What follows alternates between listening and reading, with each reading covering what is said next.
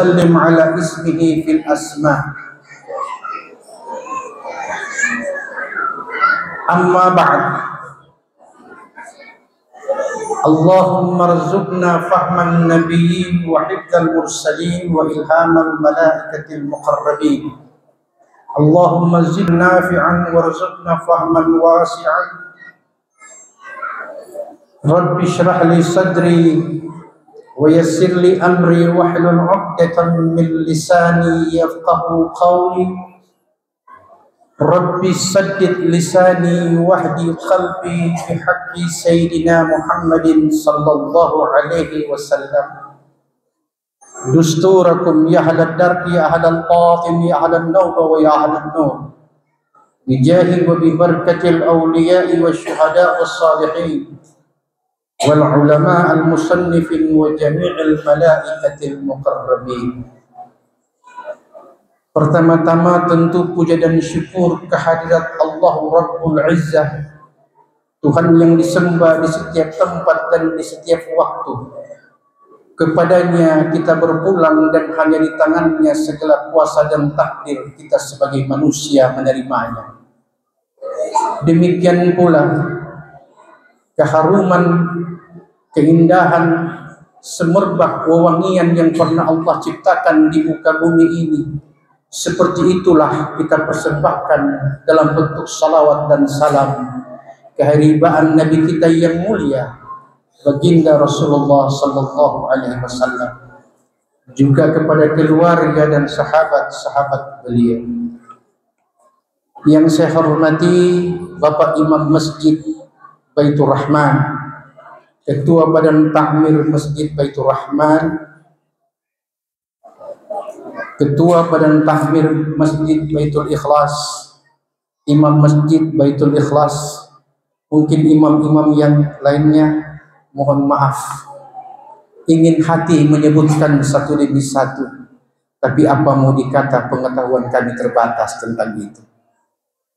Ibu-ibu ketua majelis muslimat, ibu-ibu ketua majelis-majelis ta'lim, baik itu BKMT, wanita Islam, ibu-ibu hadirin hadirat jamaah yang tidak sempat disebutkan namanya satu demi satu, yakinlah kita semua di hadapan Allah sama mulianya.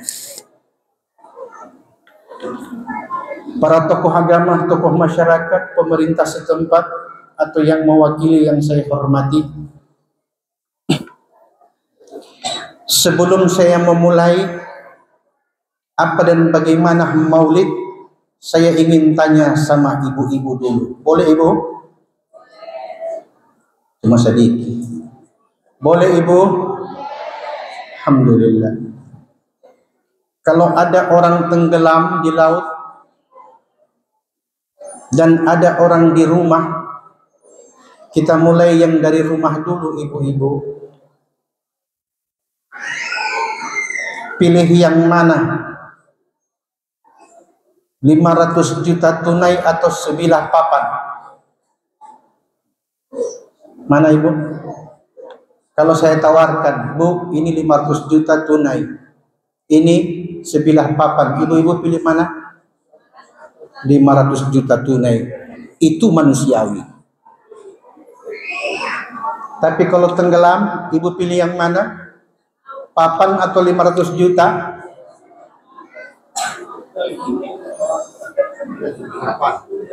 Kenapa ibu pilih papan? Ibu tidak pilih 500 juta tunai.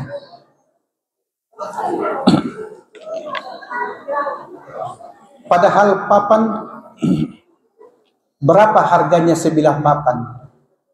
Kalau 500 juta dibeli papan, dapat berapa kubik kira-kira? Tapi manusia dikala dia tenggelam, pasti dia akan meyakini bahwa sebilah papan mampu memberikan dia harapan keselamatan, dan 500 juta tidak punya harapan apa-apa. Begitulah manusia dikala sehat, dikala kuat, dan dikala mampu, dia tidak pernah menghargai kesehatan, karena bagi dia kesehatan itu belum ada apa-apanya. Tapi yang tahu betapa mahalnya kesehatan itu hanya mereka yang sakit. Betul? Nah, oleh sebab itu, izinkan saya 4,5 jam berbicara sampai maghrib.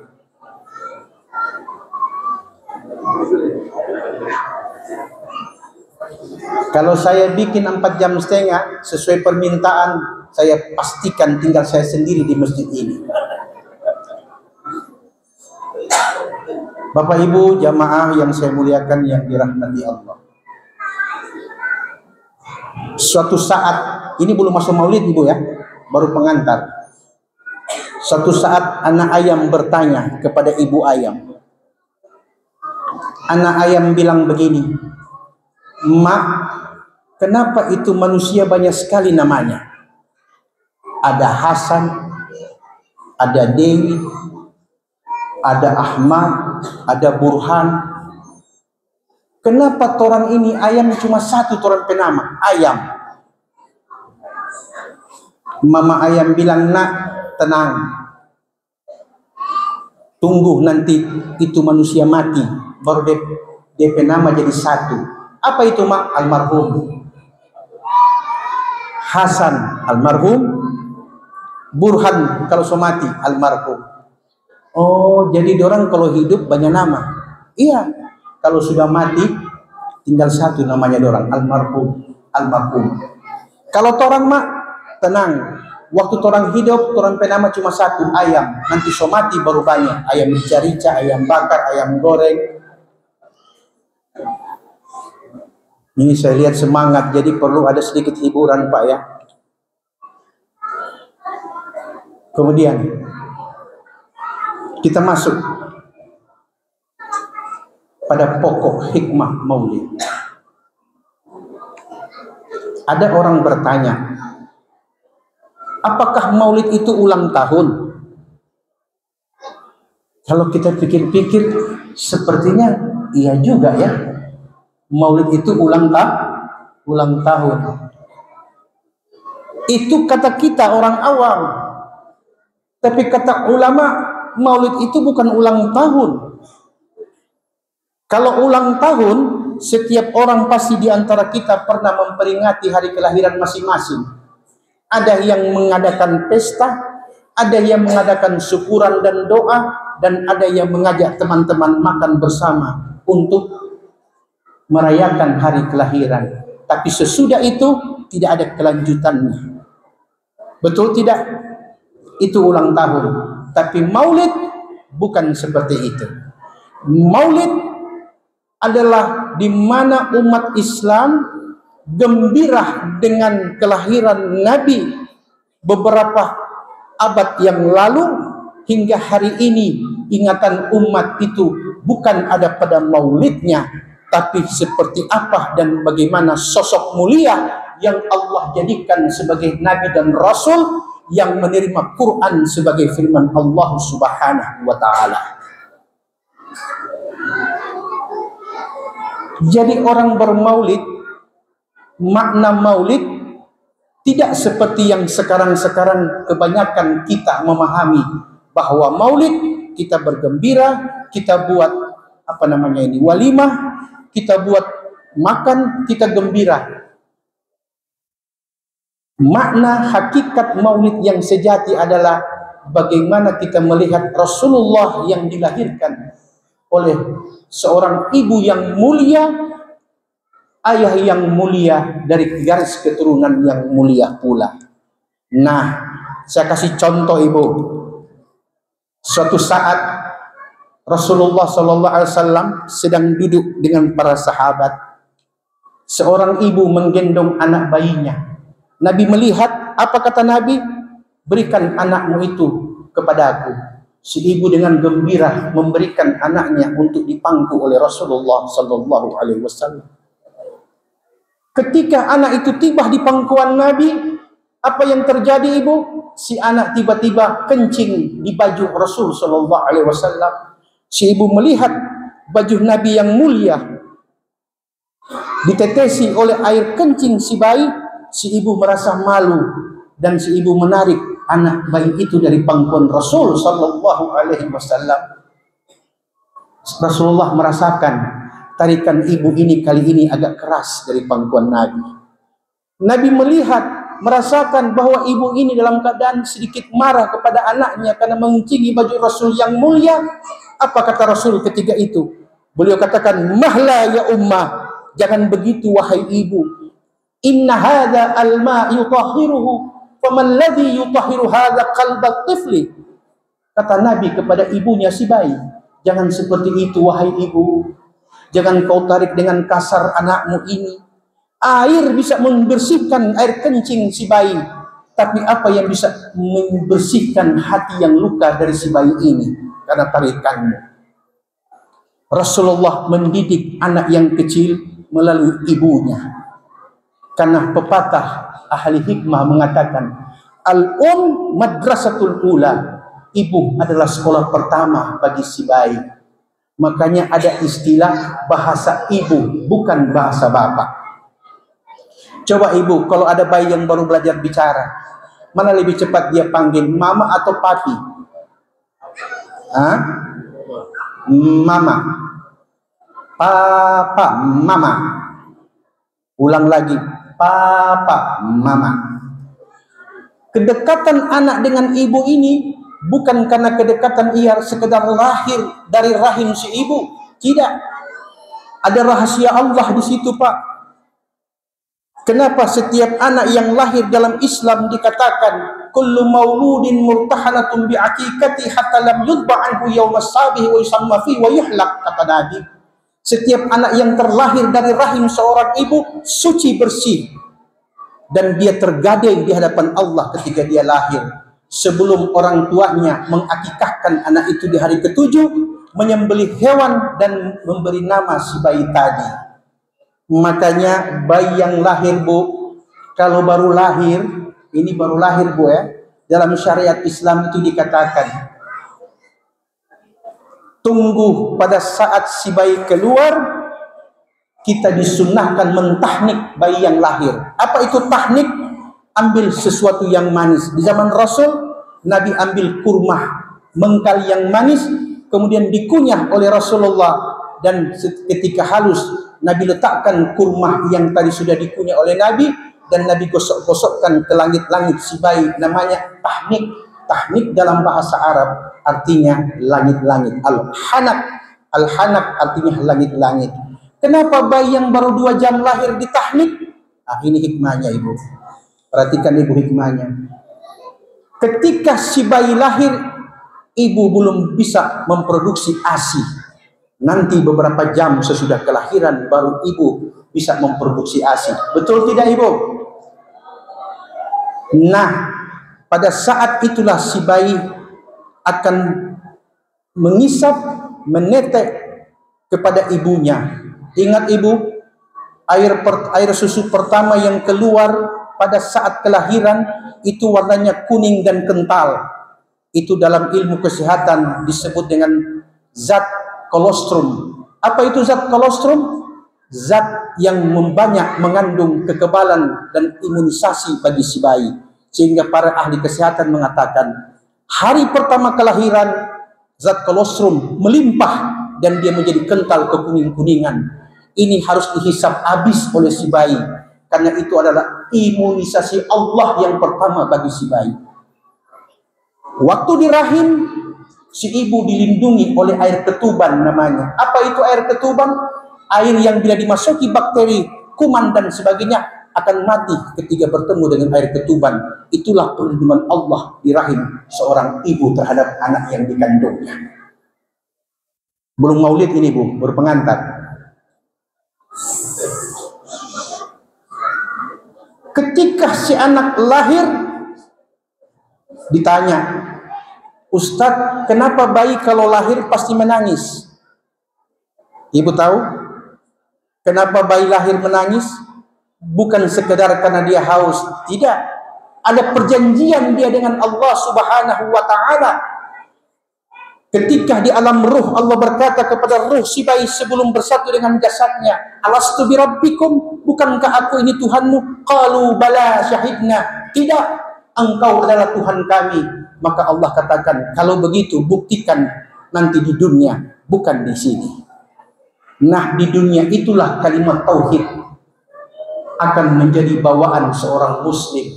Apakah nanti di dunia aku benar-benar Tuhanmu, atau ketika di dunia, dunia adalah jadi berhalamu. Oleh sebab itu dikatakan, ketika bayi lahir, ibu, ini rahim ibu ini cuma sebegini besarnya. Oke. Tapi selama berada 9 bulan 10 hari di dalam rahim, si bayi Allah yang memfasilitasi. Mau bernafas tidak perlu buka jendela untuk bernafas. Mau makan tidak perlu teriak mak makan. Mau buang hajat tidak perlu teriak mak saya mau kencing. Semua itu dilakukan di rahim selama 9 bulan 10 hari. Bernafasnya, makannya, tidurnya, buang hajatnya di rahim sang ibu. Dan anehnya, kemana buangan air hajatnya? Kemana dan bagaimana cara dia bernafas? Ketika ditanya kepada seorang embriolog mengatakan karena ada plasenta yang menghubungkan apa yang dibutuhkan oleh si bayi. Melalui plasenta itulah nutrisi masuk, vitamin masuk, oksigen masuk. Dengan itulah si bayi bernafas. Artinya rahim ibu adalah surga pertama bagi makhluk yang sudah Allah satukan ruh dan jasad. Itu janin namanya. Jadi si bayi tidak pernah repot dan tidak perlu merepotkan ayah ibunya. Tapi subhanallah, ketika si bayi lahir ke dunia, mau makan pun harus teriak, mau berak dan kencing pun harus menangis.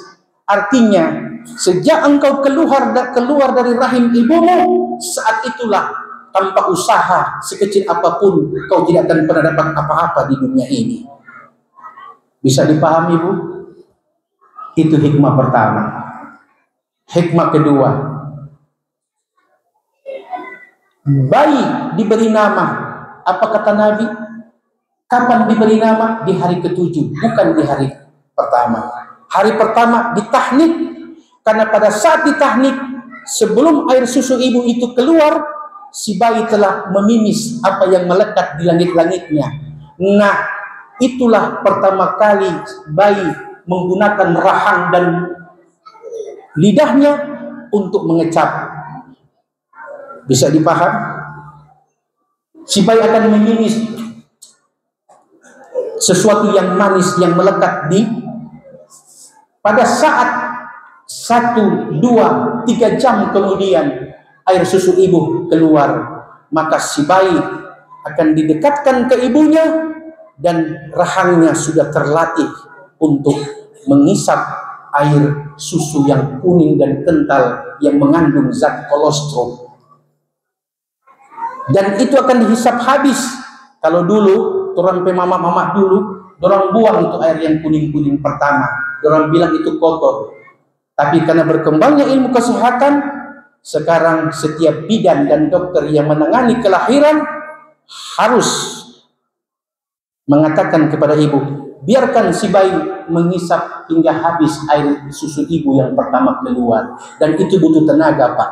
Maka dengan tahnik, maka si bayi telah dilatih rahangnya untuk mengisap secara sempurna air susu yang pertama. Ini saya jelaskan sebelum kita masuk maulid. Kenapa? Dalam Islam itu diatur bagaimana pertama lahir, kemudian apa yang harus kita lakukan. Memberi nama juga ibu, kata Nabi, berilah nama-nama anakmu itu dengan nama-nama yang baik. Kenapa? Innakum yud'auna yaumal qiyamah bi asma'ikum fahassinu asma'akum sammu auladakum bi ismi walatasammu bi kunyati. Sesungguhnya kamu nanti di hari kiamat di padang mahsyar, Allah akan panggil namamu sesuai dengan nama-namamu di dunia. Kalau namamu di dunia Labongkeng, di akhirat pasti dipanggil Labongkeng. Bila di dunia namamu Batistuta, tidak akan diganti dengan Maradona. Engkau, kata Nabi, dipanggil sesuai dengan nama-namamu ketika di dunia. Makanya jangan pakai-pakai istilah. Muhammad dipanggil Ahmad, Ibrahim diganti Imbo, Maimunah diganti Muna. Ibu, panggilan itulah yang akan dipanggil di yaumil mahsyar, kata Nabi.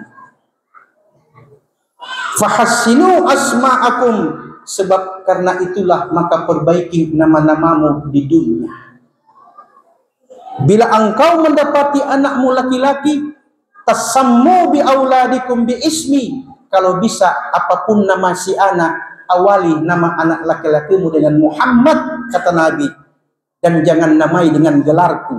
Seperti Amin boleh, Al-Amin tidak boleh, karena itu gelar Nabi.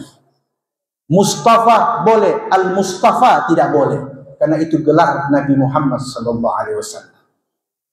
Bisa dipahami, Ibu? Seboleh jo berhenti. Kita kalau berhenti, Pak, cuma kode di kaki.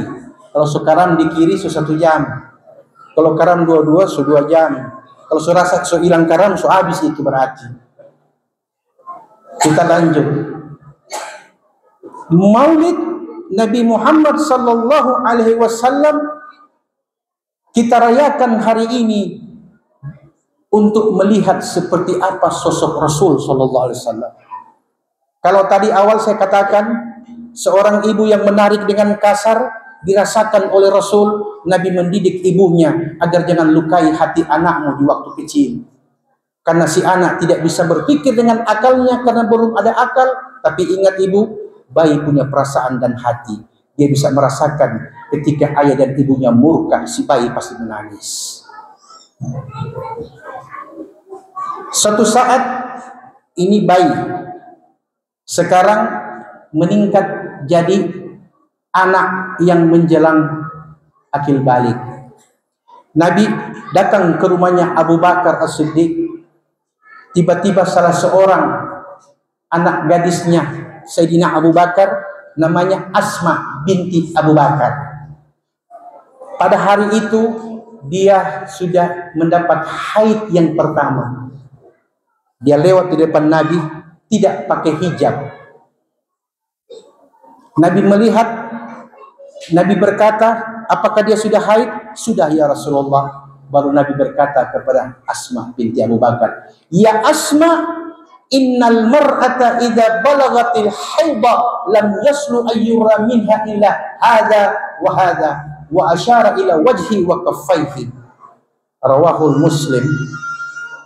Wahai Asma putri Abu Bakar, bila engkau telah mendapat haid yang pertama, maka tidak boleh lagi terlihat dari tubuhmu dari ujung rambut sampai ujung kaki kecuali wajah dan telapak tanganmu yang boleh.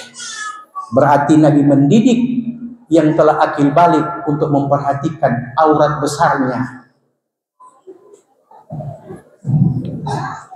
Ketika sudah menjelang remaja, tentu potensi luar biasa yang ada pada anak-anak remaja.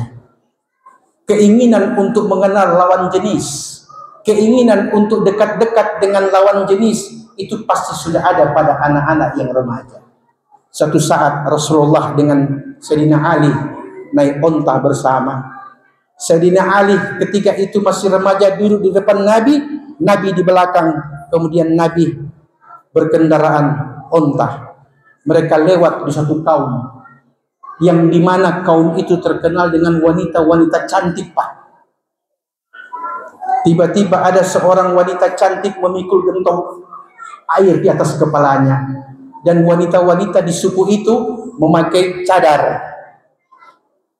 Ketika berpapasan dengan Rasul dan Sayyidina Ali yang dalam berkendaraan onta, tiba-tiba angin bertiup dan menerpa hijab cadar dari si gadis yang membawa gentong air di kepalanya. Ketika hijab tersingkap, nampak kecantikan yang dimiliki oleh si wanita tadi. Maka Sayyidina Ali spontan melihat. Spontan, Pak, dia melihat. Mungkin dalam hatinya, cantik betul wanita ini. Tapi Rasulullah tetap berjalan, melanjutkan perjalanan. Sayyidina Ali masih penasaran. Kalau tadi tiba-tiba, ini perlu diperjelas, maka dia palingkan wajahnya Sayyidina Ali untuk melihat lagi wajah si gadis tadi. Nabi melihat Sayyidina Ali mau menoleh untuk melihat lagi, maka Nabi pegang dari belakang dengan kedua tangannya sambil berkata, "Ya Ali, la tud'in nadratan nadra fa inna lakal ula wa laysa 'alaika tsaniyah." Wahai Ali, kalau yang pertama itu ditolerir, tapi yang kedua sungan apa mau, tidak boleh lagi. Rasulullah mendidik anak remaja. Namun ketika Nabi berhadapan dengan orang dewasa, Sayyidina Umar contohnya. Apa kata Sayyidina Umar? "Ya Rasulullah, sesudah ayah dan ibuku tidak ada yang aku cintai selain engkau." Apa kata Nabi? "Ya Umar, tidak sempurna imanmu bila ayah ibumu engkau lebih cintai daripada aku, Nabi." Maka kata Umar, "Kalau begitu ya Rasulullah, selain diriku tidak ada lagi yang aku cintai kecuali engkau." Kata Nabi, "Itu pun tidak sempurna imanmu wahai Umar, sebelum dirimu aku lebih engkau cintai daripada dirimu." Maka Umar berkata, "Ya Rasulullah, saksikanlah mulai hari ini selain engkau tidak ada lagi yang aku cintai." Apa kata Nabi? "Sempurna imanmu wahai Umar." Mengapa Rasulullah harus kita cintai melebihi daripada diri kita, orang tua kita? Ingat ibu, ingat pak, di yaumil mahsyar, anak, istri dan suami akan jadi musuh di hadapan Allah kelak nanti. Bukankah ayat Quran banyak berbicara, "Inna min azwajikum wa auladukum aduwwun lakum." Sesungguhnya pasangan hidupmu dan anak-anakmu akan menjadi musuhmu di yaumil mahsyar kelak di hari kiamat nanti. Ketika seorang ayah tidak bisa menjadi imam bagi keluarganya, ketika seorang anak tidak menjadi saleh, ketika seorang istri tidak bisa menjadi saleha, semua akan melemparkan dosanya kepada orang lain. Tapi kata Allah dalam ayat yang lain, "Wala taziru waziratun wizra ukhra." Seseorang tidak akan mungkin menanggung dosa orang lain. Bisa dipahami ini, Pak?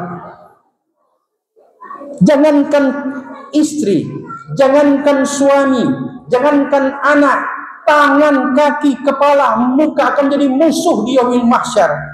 Bukankah di hari kiamat nanti Quran surat Yasin apa Allah katakan? "Al-yawma nakhtim ala afwahihim wa tukallimuna aydihim wa tashhadu arjuhum bima kanu yaksibun." Hari ini kami tutup mulut-mulut kalian wahai manusia. Tanganmu berbicara, kakimu bersaksi dengan apa yang pernah kau buat di kala hidup. Bahkan lebih jelas lagi kata Quran, "Inna sam'a wal absara wal af'ida kullu ulaika kana anhu mas'ula." Pendengaranmu, matamu, hingga apa yang ada di hatimu, semua itu akan ditanya satu-satu demi satu oleh Allah Subhanahu wa taala. Untuk apa? Untuk meringankan dosamu atau memberatkan hisabmu, kata Quran. Jadi jangan cuma berusaha menyelamatkan istri, anak, ibu. Jangan. Yang pertama kata Nabi, ibda binafsik, mulai dari dirimu dulu. Tangan yang biasa, tanda tangan yang tidak sah, ganti dengan yang sah. Mulut yang kadang-kadang suka berdusta, mulai belajar berkata jujur. Hati yang penuh dengki, hasud, gibah, namimah, riya, ujub, mulai diganti dengan hal-hal yang kita tidak diminta Allah jadi manusia sempurna, tapi kita diminta oleh agama untuk menjadi baik dan baik. Sempurna milik Allah, kekurangan milik manusia. Carilah kebaikan itu sesuai dengan kemampuan yang kita miliki. La yukallifullahu nafsan illa wus'aha. Tidak dibebani suatu manusia, suatu jiwa kecuali apa yang dia sanggup. Ini hikmah maulid. Inilah hikmah maulid. Quran 30 juz Allah turunkan kepada Nabi. Untuk apa? Satu saja kata Nabi. Quran 30 juz. Ribuan hadis aku keluarkan kata Nabi. Innama bu'ithtu liutammima makarimal akhlak. Semata-mata karena demi kesempurnaan akhlak aku diutus bawa Quran dan sunnah Rasul. Banyak di antara kita yang hafal Quran mungkin, tidak sedikit yang hafal banyak hadis-hadis Rasul, tapi yang diminta oleh agama bukan hafalan, tapi bukti yang kita bisa buktikan ketika hablum minan nas dan hablum minallah. Kira-kira kalau orang mati yang ditanya hafalan atau amalan? Amalan. Tahu ibu, amal apa yang Allah paling suka kata Nabi? Amal yang paling Allah suka. Ahabbul amal ilallahi madama alaihi wa in qalla sahibuh. Amal yang paling Allah suka sedikit tapi rutin.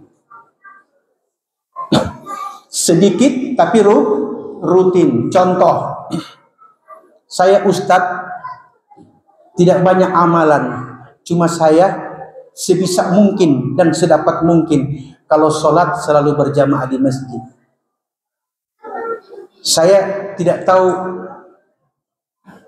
amalan-amalan yang lain ustadz. Saya pokoknya kalau ada waktu saya sholat berjamaah di masjid.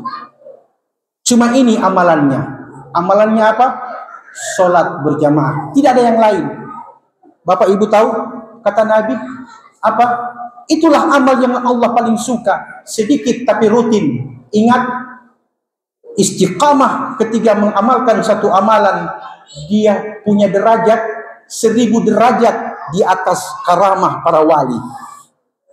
Kalau saya wali, saya nampakkan karamah, itu masih ada di bawah 1000 derajat dengan orang istiqamah. Dan tahu hukumnya Pak Ibu? Sholat berjamaah itu hukumnya fardu kifayah.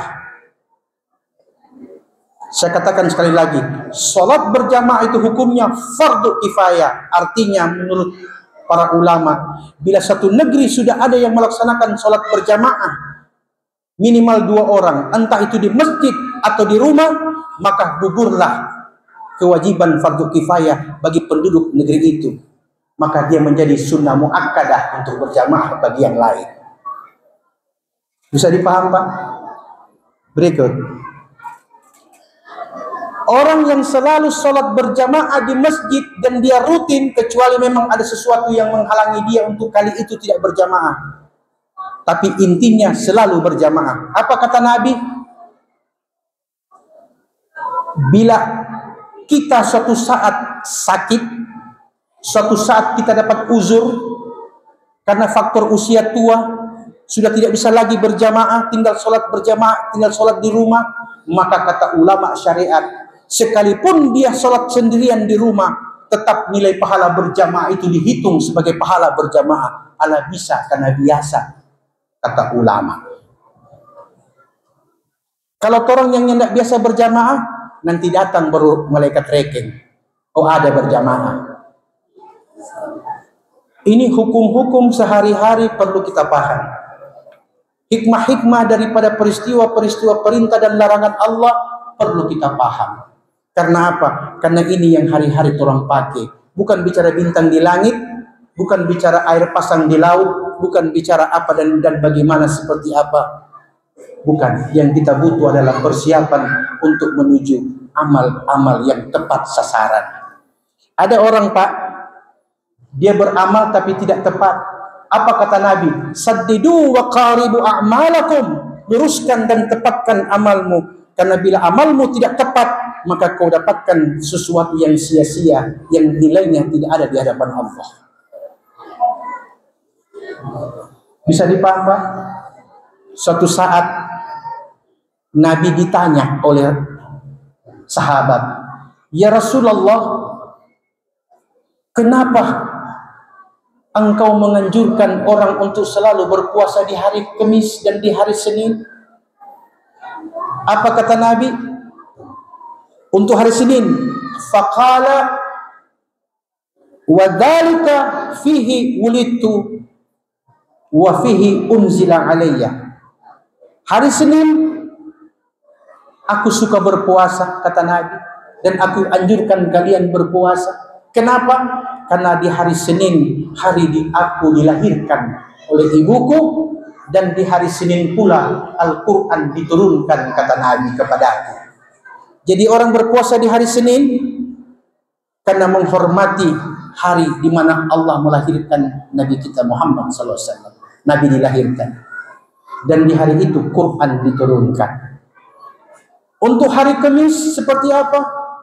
Wa yaumal khamis yaumun bu'ithu fihi. Sedangkan kalian berpuasa di hari Kamis karena hari Kamis pertama kali aku diangkat menjadi Rasul sallallahu alaihi wasallam. Jadi Quran turun hari Senin, Nabi diangkat menjadi Nabi dan Rasul di hari Kamis. Maka umat Islam disunnahkan berpuasa di hari Kamis dan hari Senin. Oke, berarti Maulid setiap hari Senin. Cuma karena dia lahir tanggal 12 Rabiul Awal, orang tunggu 1 tahun 1 kali. Boleh tidak orang bikin begini-begini tiap hari Senin? Paling ibu jawab, Ustaz dia. Kira sadap ada mau kumpul-kumpul ini dia. Kalau kita tidak bisa buat seperti ini setiap hari Senin, maka sunnah kita berpuasa di hari Senin. Itu sebagai bukti kita bermaulid. Berikut. Berapa jam tadi Pak bilang saya bicara tadi? Berikut Ibu. Ibu pilih mana? Jawab jujur. Bapak-bapak aja. Tadi ibu-ibu. Bapak-bapak pilih mana? Doi atau doa? Pak, doi atau doa? Kalau bapak di sini, doi apa doa? Birman yang masuk campur. Ketika saya tanya, Pak, doi apa doa? Bapak-bapak bilang, doi. Kenapa doi, Pak? Cuma itu di rumah, cuma itu yang dia cari. Ibu-ibu juga kalau selesai ngamati baku aturan bapak, sudah mau minta doi, semuanya berdoa. Ya Allah, mudah-mudahan kasihan pai tua ini bangun sembahyang subuh. Ya Allah, kasihan mudah-mudahan pai tua ini kasihan pulang cepat-cepat. Kalau dia bersinggah, pasti di pipa jalan miring sedikit. Ya, Ibu, dalam Quran surat Yunus ayat 8889. Surah apa, Bu? Surah Yunus. Ingat ayatnya, ingat surahnya. Insya Allah pulang di rumah, buka Quran terjemahan dan lihat. Quran surat Yunus ayat 8889. Ketika itu Allah gambarkan bagaimana Nabi Musa bermohon, berdoa kepada Allah. Wa qala Musa rabbana innaka ataita fir'auna wa mala'ahu zinatan wa amwalan fil hayatid dunya rabbana liyudillu an sabilika rabbana tmis ala amwalihim washdud ala qulubihim fala yu'minu hatta yarawul 'adzabal alim. 88. Qala qad ujibat da'watukuma fastaqima wa la tattabi'anni sabilal ladzina la ya'lamun. 89 Yunus. Dan ingatlah ketika Musa berdoa kepada Allah Tuhannya. Apa doanya? Rabbana innaka ataita fir'auna wa mala'ahu zinatan wa amwalan fil hayati dunya. Tuhan, engkau telah berikan kepada Fir'aun dan pengikutnya kekuasaan dan kekayaan dunia. Itu yang menyebabkan liyudillu an sabilik, mereka tersesat dari jalanmu. Maka washdud watmis ala amwalihim. Ya Allah, aku minta kepada engkau musnahkan kekuasaan dan kekayaan harta daripada Fir'aun dan pengikutnya. Washdud ala qulubihim, dan kunci mati hati mereka. Fala yu'minu, karena saya sudah berulang-ulang nasihatkan dia, mereka tidak pernah percaya. Hatta yarawul adzabal alim, sebelum engkau datangkan kekuasaanmu berupa azab yang sangat dahsyat, mungkin baru mereka percaya. Allah jawab pada Quran surat Yunus 89. Apa jawabannya, Pak? Qala qad ujibat da'watukuma. Allah berfirman, telah diterima doa kamu berdua. Oleh sebab itu kalian harus konsisten, tetap ajak Fir'aun dan pengikutnya untuk sadar menyembah Allah. Dan jangan kalian mengikuti jalan-jalan orang-orang yang tidak ada pengetahuan apa-apa. Dalam riwayat tafsir Quran, riwayat tafsir Pak Bu, Nabi Musa berdoa kala itu 40 tahun baru Allah kabulkan doanya. 40 tahun, Bu, baru Allah kabulkan doanya. Nabi Allah Zakaria ketika berdoa kepada Allah hampir 30 tahun baru lahir Nabi Yahya. Ini orang baru undang Pak Imam semua selangsung. Orang undang Pak Imam mintakan doa kau mudah-mudahan kesian turun rezeki naik. Setelah rezeki turun, salah pilih imam kita.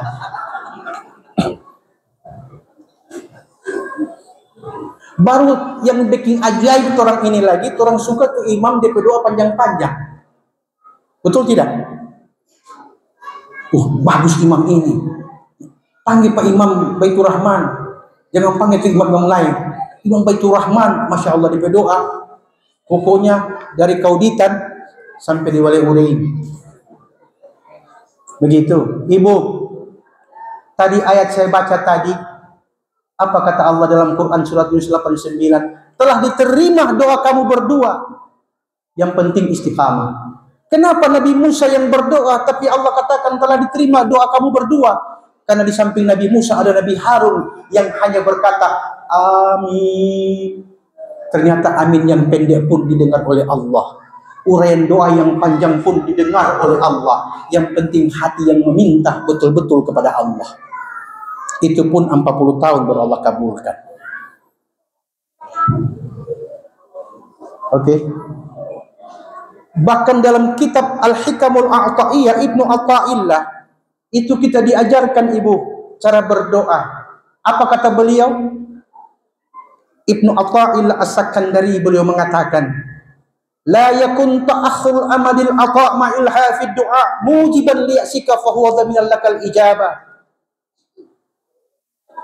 Oke. Jangan engkau berputus asa, apalagi cepat-cepat berhenti ketika engkau lama berdoa kepada Allah. Jangan, kata beliau. Bila engkau berdoa kepada Allah, mintalah kepada Allah soal apa yang kau minta dengan sungguh-sungguh dan dengan hatimu. Kemudian, fima yakhtarul laka la fima takhtaru li nafsik. Ketika Allah akan kabulkan doamu, Allah kabulkan sesuai dengan apa yang Allah pilih untukmu, bukan apa yang kau minta untuk dirimu.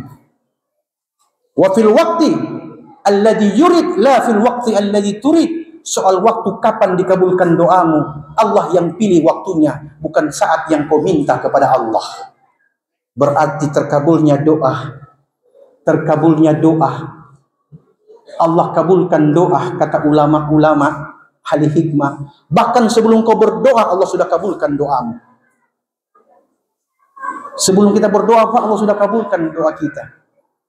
Biasanya kalau orang undang Pak Imam pegawai syarat baca doa selamat, apa yang kebanyakan diminta? Keselamatan, kesehatan, umur panjang. Betul tidak? Allahumma inna nas'aluka salamatan fid din wa afiatan fil jasad wa barakatan fil rizqi wa ziyadatan fil ilmi wa taubatan qabla al maut wa rahmatan indal maut wa maghfiratan ba'dal maut wa najata minan nari wal 'afwa indal hisab. Betul tidak? Imam belum baca, tuan rumah belum aminkan, Allah sudah kasih kesehatan, Allah sudah kasih keafiatan, Allah sudah kasih rezeki. Bukankah dengan keafiatan, kesehatan dan rezeki Anda duduk di situ? Hanya kita minta kepada Allah, ya Allah, biarkan kesehatan, keafiatan ini berlaku sepanjang hidupku daripada derita. Itu yang kita minta. Berarti Allah telah mengabulkan doa manusia sebelum manusia berdoa kepadanya. Itu pertama. Hikmah kedua, orang yang berdoa butuh kesabaran, ibu. Kenapa doa itu butuh kesabaran? Karena belum tentu orang yang berdoa ada kesabaran baginya. Coba perhatikan bunyi ayat Quran surah Al-Baqarah. Ya ayyuhalladzina amanu ista'inu bis sabri was salah. Innallaha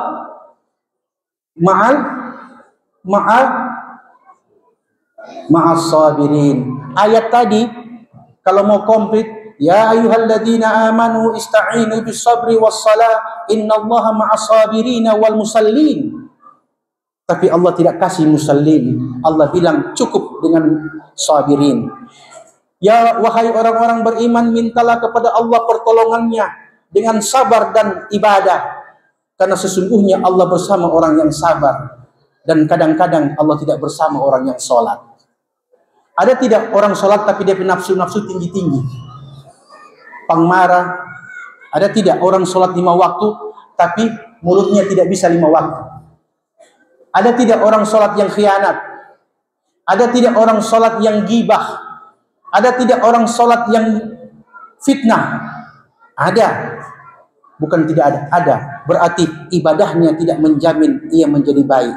Tapi orang sabar. Di mana ada orang sabar suka bergibah? Orang sabar itu paling cuma berdiam. Orang bercerita ini dia berdiam. Maka Allah bersama orang-orang yang sabar. Orang kalau sabar ibu pasti sholat. Hanya orang-orang yang sabarlah yang menjaga sholatnya. Dan menjaga perilaku dan pribadinya. Orang yang tidak sholat, jangan ditanya apa-apa tentang hal itu. Bermaulid.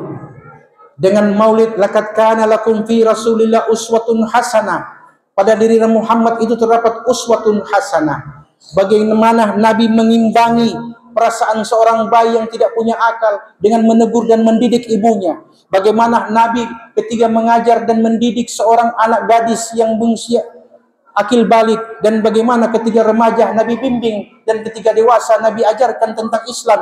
Tentang Islam, ad-dinun nasiha, kata Nabi, karena begitulah agama sebagai nasihat. Terakhir,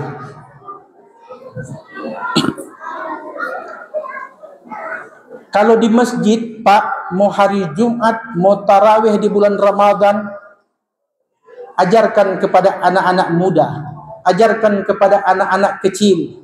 Untuk apa? Jangan pernah main-main dengan kata amin.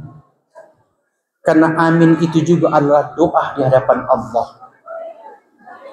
Jadi imam juga jangan terlalu lama-lama jadi imam, kata Nabi. Artinya, idza amma ahadukum falyukhaffif fa inna fihi mustaghir wal kabir wal dha'if wa dzal haja. Bila engkau menjadi imam di waktu salat, peringanlah salatmu, jangan panjang-panjang, karena di belakangmu ada orang yang punya hajat, ada orang yang lemah, dan ada anak-anak kecil yang ingin juga salatnya ada walaupun tidak harus berlama-lama. Kalau sholat berjamaah. Tapi apa yang Nabi contohkan? Itu yang Nabi bilang. Nabi contohkan. Siti Aisyah bilang, Nabi kalau sholat di rumah ibu, sampai bengkak kakinya. Bengkak bukan karena apa? Bukan karena lama berdiri, lama ruku, dan lama sujudnya. Bahkan dalam sebuah riwayat hadis dikatakan, Rasulullah kalau sholat, Pak, sesudah Fatihah, itu dia baca Al-Baqarah. Surah Al-Baqarah, rakaat pertama. Sesudah Al-Baqarah, Nabi sambung dengan surah Ali Imran. Baru Nabi ruku. Itu Nabi punya ruku, Pak. Dia punya doa sama panjangnya dengan Al-Baqarah dan Ali Imran. Sujudnya juga demikian. Sehingga Siti Aisyah berkata, sahabat-sahabat lain berkata, ya Rasulullah, engkau kunci surga. Di tangan malah surga itu. Mengapa engkau sampai sujud seperti itu? Nabi dengan linangan air mata berkata, wahai sahabatku, bila seperti itu nikmat yang Allah berikan kepadaku, bukankah aku harus lebih bersyukur daripada kalian? Jadi Nabi semakin banyak rahmat Allah kepadanya, semakin lama dia ibadah kepada Allah. Orang makin banyak itu proyek, makin jarang di masjid. Terputar tidak? Ini yang menyebabkan kenapa tiap tahun harus peringati maulid. Ini hikmahnya kita peringati maulid, supaya ada satu dua orang yang faham agama, yang mengingatkan, watawasau bil haq, watawasau bis sabri. Saling memberitahukan antara satu dengan yang lain dengan suatu kebenaran, dan saling mengingatkan bahwa saudara, kali ini Anda salah, besok lusa saya yang salah. Watawasau bil haq. Saling mengingatkan agar supaya yang memberi nasihat ada kesalahannya, ditegur oleh yang mendengar, dan yang mendengar pun ada kesalahannya, diingatkan oleh yang memberi nasihat. Baru kita masuk pengertian ayat watawasau bil haqqi watawasau bis sabri. Berikut, seberapa kali ibu ini berikut? Ada kira-kira soal ini.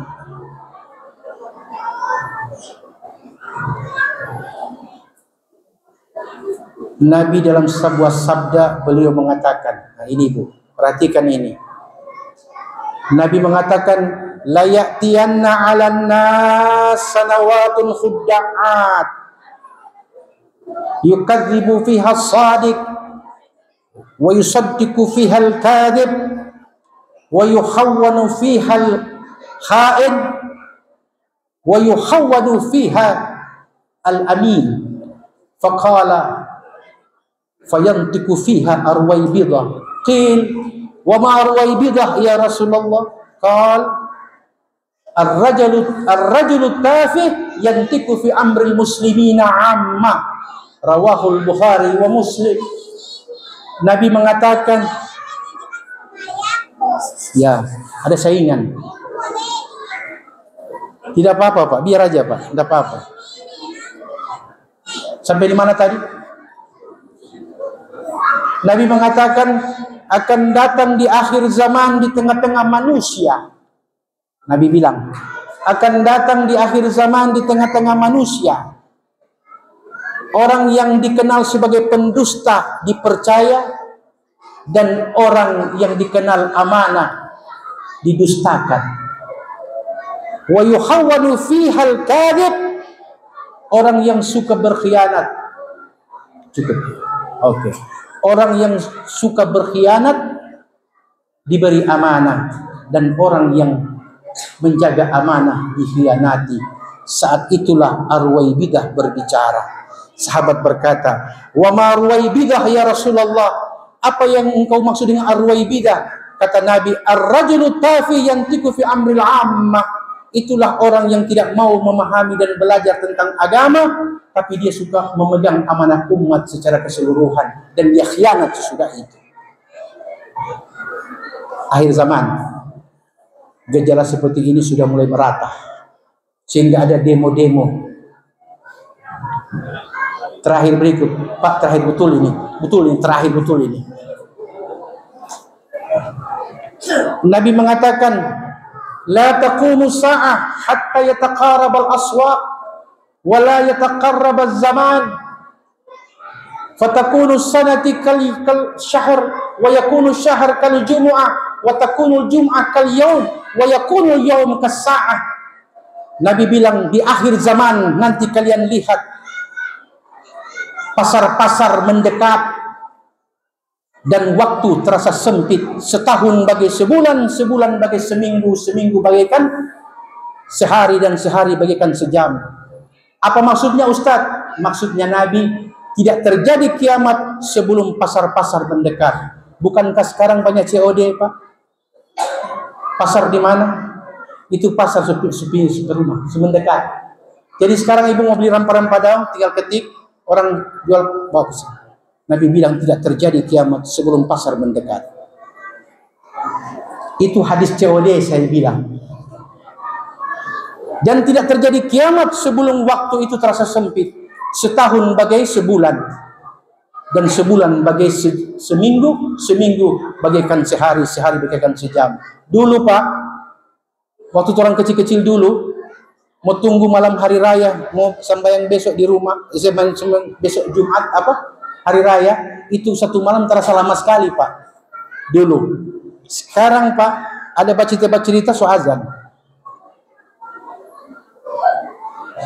Inilah maulid yang kita peringati apa yang Nabi katakan dan apa yang Nabi sampaikan.